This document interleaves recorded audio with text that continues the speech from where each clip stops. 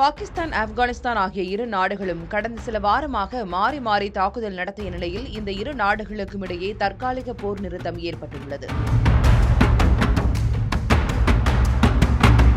பாகிஸ்தானில் பல்வேறு தீவிரவாத தாக்குதல்களை நடத்தி வரும் டிடிபி என்ற பாகிஸ்தான் தலிபான் அமைப்புக்கு ஆப்கானிஸ்தானின் தலிபான் அரசு உதவி வருவதாக பாகிஸ்தான் அரசு குற்றம் சாட்டியது.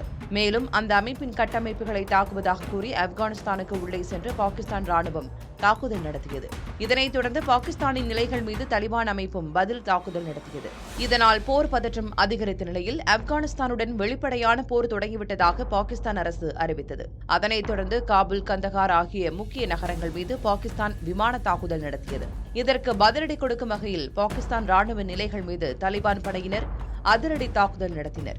இந்த தாக்குதலில் பாகிஸ்தானின் சுமார் 19 முதல் 27 எல்லை பாதுகாப்பு சாவடிகள் தலிபான்களால் கைப்பற்றப்பட்டதாக அல்லது அழிக்கப்பட்டதாக தலிபான் பாதுகாப்புத்துறை கூறியுள்ளது.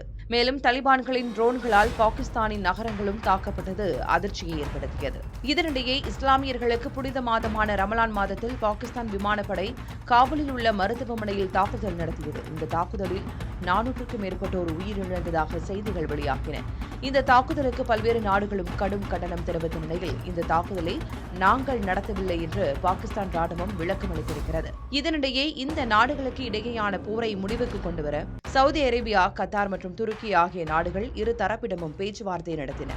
இந்த பேச்சுவார்த்தையின் பலனாக ரமலான் மாதத்தில் போர் நடவடிக்கைகளை தற்காலிகமாக நிறுத்திக் கொள்ள பாகிஸ்தானும் ஆப்கானிஸ்தானும் ஒப்புக்கொண்டுள்ளன. பாகிஸ்தான் தகவல் துறை அமைச்சர் அத்தாவுல்லா தாரார் தற்காலிக போர் நிறுத்தத்தை ஒப்புக்கொண்டதாக கூறிய நிலையில் பாகிஸ்தானுக்குள் ஏதேனும் பயங்கரவாத சம்பவம் நடந்தால் உடனடியாக பதிலடி கொடுப்போம் என்று கூறினார். அதேபோல ஆப்கானிஸ்தானின் தலிபான் அரசாங்கத்தின் செய்தி தொடர்பாளர் ஒருவரும் பாகிஸ்தானுக்கு எதிரான ராணுவ நடவடிக்கைகளை தற்காலிகமாக நிறுத்தி வைப்பதாக அறிவித்துள்ளதாக அல் ஜசீரா நிறுவனம் செய்தி வெளியிட்டுள்ளது.